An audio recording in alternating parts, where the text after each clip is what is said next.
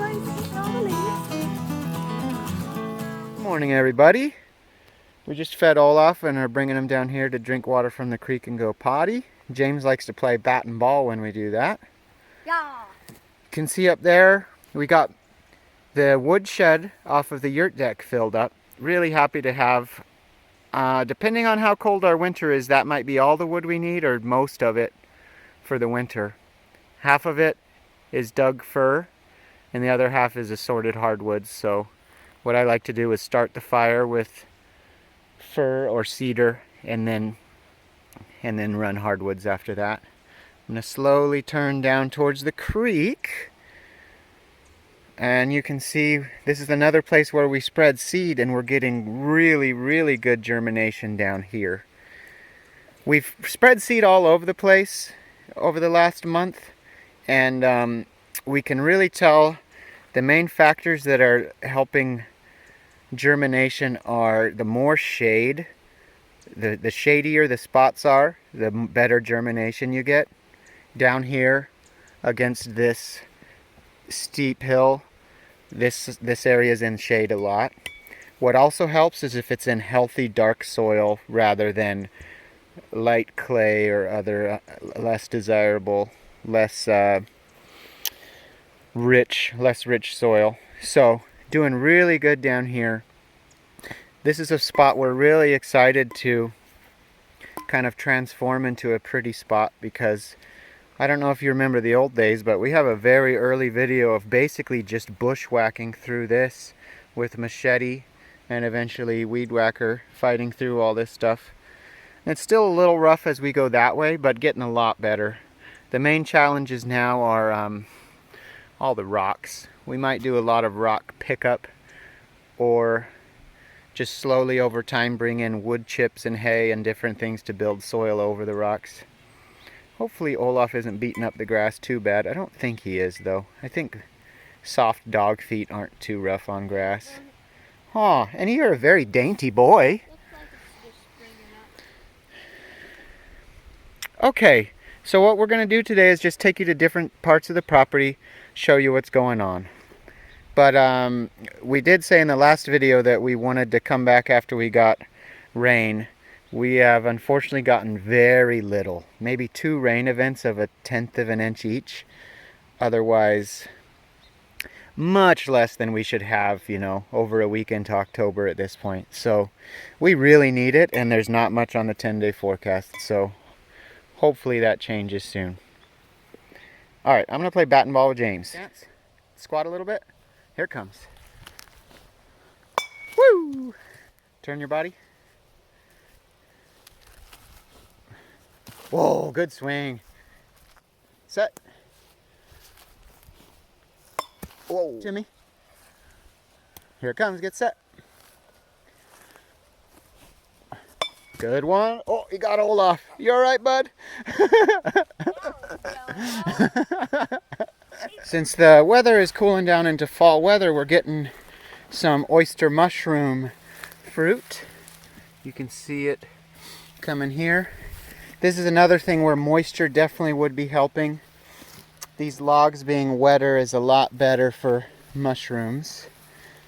Was there some over here too? Yeah, a little bit down there. The wine cap mushrooms and maple wood chips have still done great and seem really easy and foolproof. Our oyster mushrooms specifically have done best on cottonwood logs.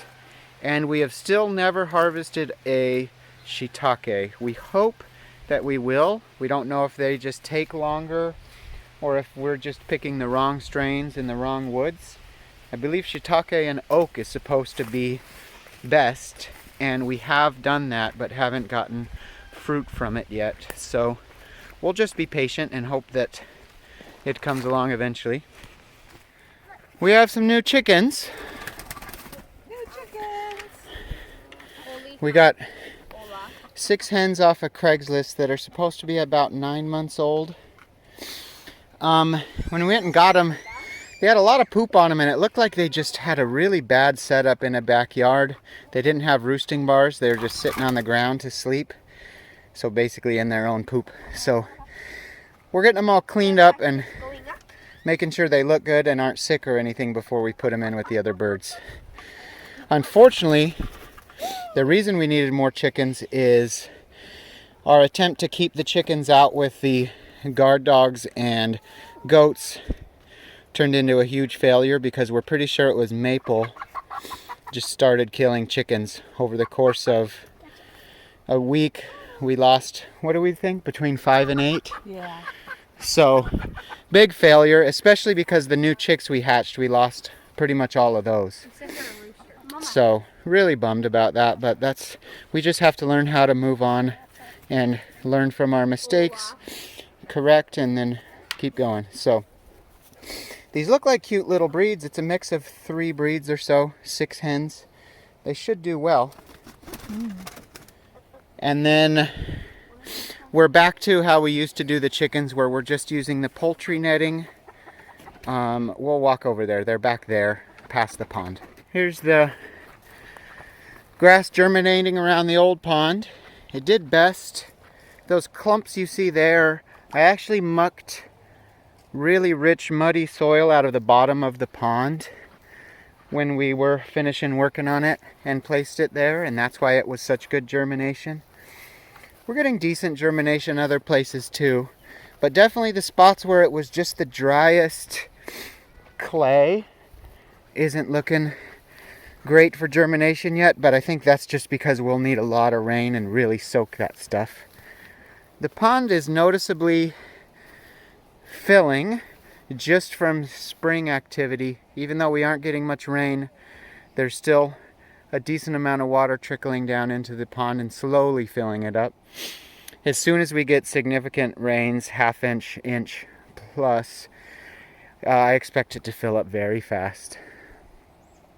And the chickens are back there on the other side of that oak tree, so we'll head over there. And along the top, you can see little patches germinating. You know, but all this relatively bare area, you can see it was just kind of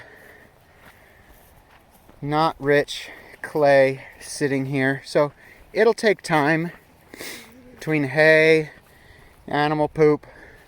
Over time we'll get really good soil built up here and good grass growing on it, but it'll take a while.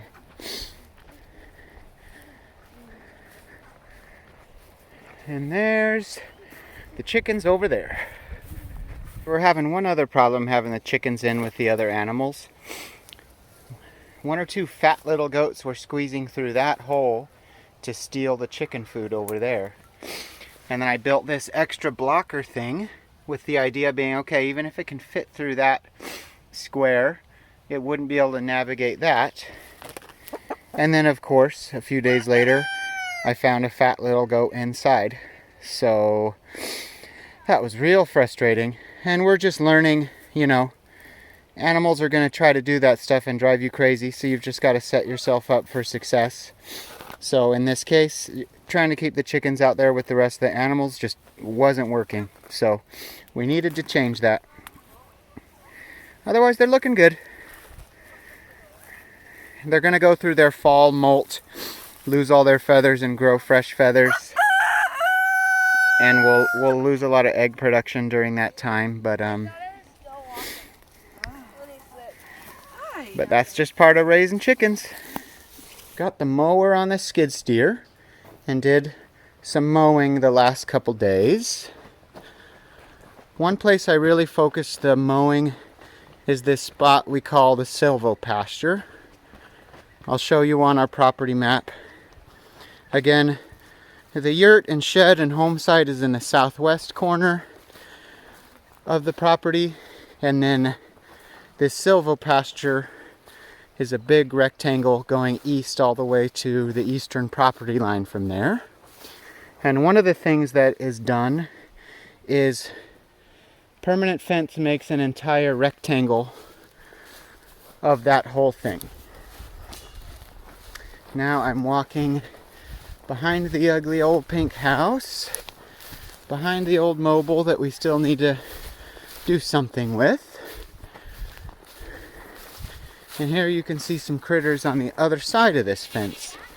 So I'll show you more on a map, and we'll walk back there and tell you more about it. But the animals are in a huge paddock right now, basically going north out of the silvopasture in a whole bunch of woods here that goes all the way up.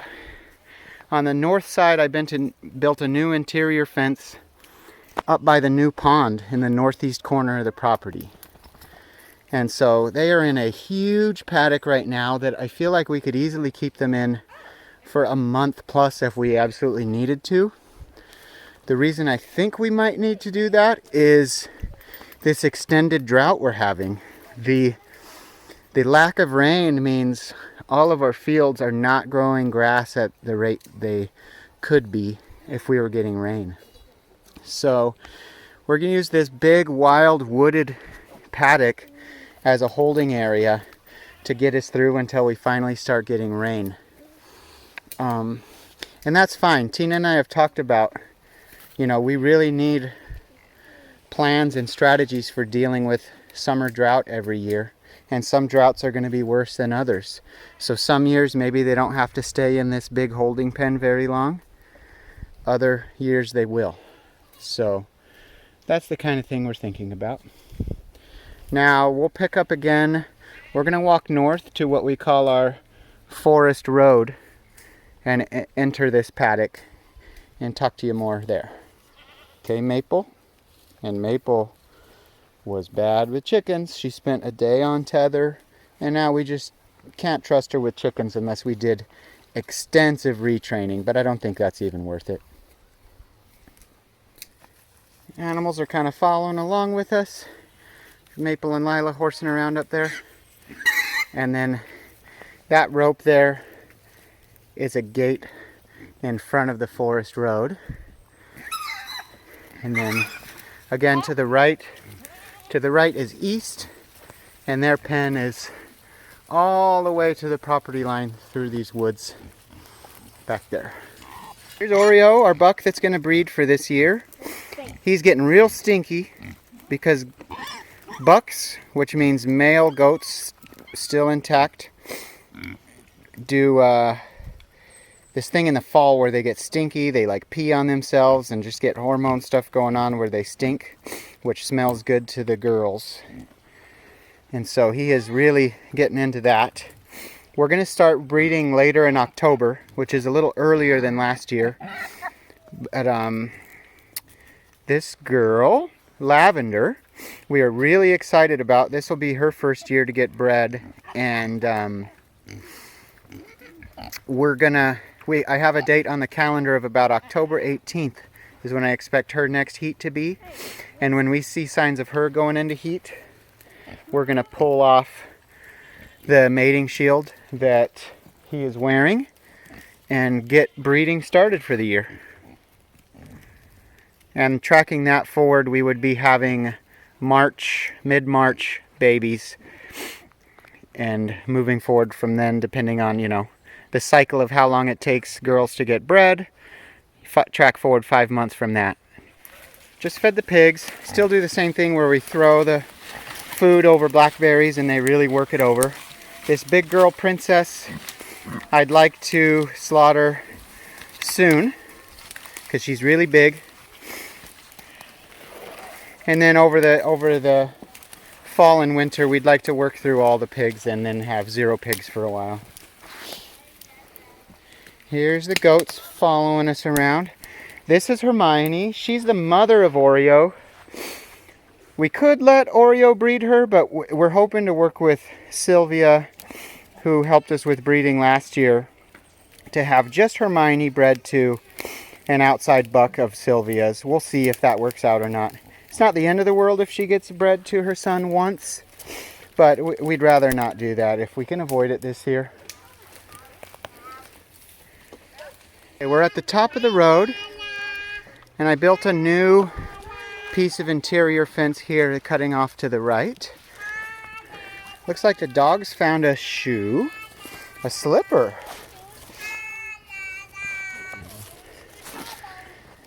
Always finding something out here. So I built this permanent fence It was a lot of bushwhacking, but it shoots up all the way through that steep hill. It comes up and over to our upper forest road up there and has another gate, and then continues to the eastern property line. Okay, I'm gonna take the saw. Arya's got the loppers, James has a machete. We're gonna hike up this way and kind of clear a path and show you the top side of this great big forest paddock.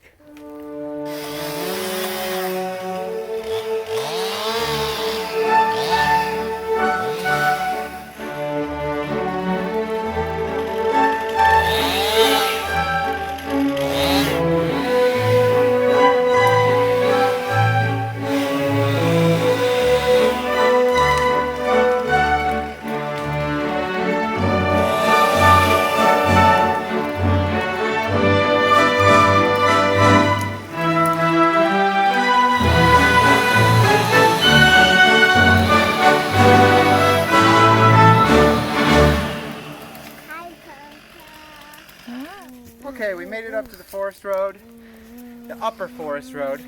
The property line isn't too much further to our east this way. One thing we'll show you, here in the late summer, we've been cutting down maple shoots because those green leaves are really good food for the sheep and goats. And you can see some of it laying on the ground, and you can see the sheep here expectantly waiting for me to do some more. So I'll cut down a couple more. Found a big bone and it broke. It is a huge bone. It's kind of short and Bigger stubby. than a bear. Yeah, something with strong, thick legs. Yeah. Wow.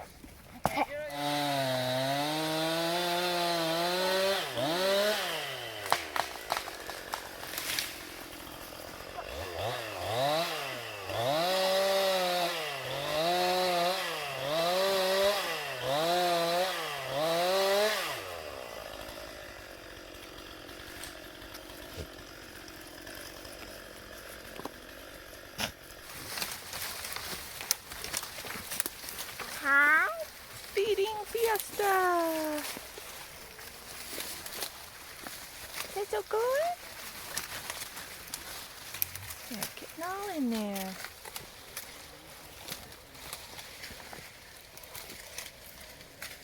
Niblet, you hungry? Okay, walking north.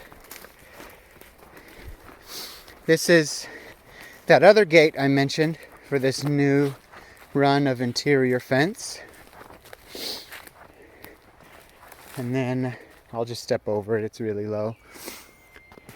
Runs that way to the eastern property line. And then over here is the new pond we built. So you can see some more seeded grass sprouting here. One of the things we're thinking about is if we turned the sheep loose on this tiny little baby grass, it probably would be in really bad shape. So we're probably going to skip this on our rotation so that it has a chance to develop roots. Here's the new pond. Pretty good germination back here. Absolutely no water in it yet because we haven't gotten enough rain. This, I don't know how long it'll take to fill this one up. It'll depend how much rain we get and if the spring above it starts running. But just trying to give you a look of what's going on, what we've been doing with the animals and the fence building, and we don't have too much more interior fence building planned. The idea is just to make animal moving easier. So yeah, we love it back here. These woods are really beautiful, and long term we'll start managing them to produce good quality timber. There's a lot of best practices for thinning your woods and managing it so that your desirable timber trees, like for us Douglas fir, are the right spacing apart from each other so that they grow well in a tight enough cluster to get quite a bit of wood, but enough space that the trees thrive and get a nice big, say, 2.5 foot trunk, or 3 foot trunk that's just shaped almost like a perfect cylinder. Like you don't want it to taper too fast. Here's the water I was going to come check on. As it cools down, they're not drinking near as much, but I'll top that off right now from that tank we staged back there. And that's the fence going west. Drops down from the hill where we were standing before at the entrance to that meadow. And when I was working with the skid steer back here, I found this logging cable. I don't know if it's scrap or if we actually have a use for it, but here it sits. Choice mineral thing is still going really great. We have bags of each one out here, and we top them off when we see they're getting really low. And the bags are numbered, so here's number 8. Uh-oh, you hurt yourself, bud? Is it a blackberry splinter? It's in me. Let's see, I'll try to help. Ooh, be brave, I'll get it. I know that hurts, you're okay. Big breath, be tough, bud. I'm sorry. It's okay. Yeah, those sting really bad. There's the bonus little pond in the meadow. Got some baby grass coming up here. Here you can see we've got some spots that are shaded, and maybe there's just still some underground spring activity here with some nice green grass. But most of the open spaces are still brown, waiting for rain, so we'll see. That field, that brown field across the fence back there, I just mowed yesterday. There's a lot of tall grass with seed heads on it. It's really satisfying to see the seed head explode when the mower hits it and see grass seed fly everywhere, because that'll seed more grass to grow. So, and one other thing we're gonna do, I bought a dozen bags of lime, which is powdered limestone, which is supposed to bring the pH up. Our soil is acidic, and bringing that pH up to closer to neutral would help. And so I'm going to pick some test spots to spread bags of lime and see how it goes. Typically at a agricultural commercial level, you'd have a lime truck come with tons of lime that it flings out onto your fields, but I've been Googling and I haven't found that service available around here. So I'll just try it by hand on some test spots. Maybe like I'll try a bag at that mowed blackberry patch there. Try a bag on the brown grass and see if it works.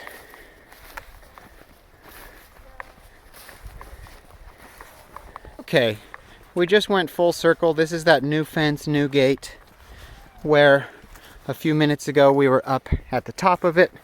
Now we're at the bottom of it again, looking down this road, which we'll walk back home from here.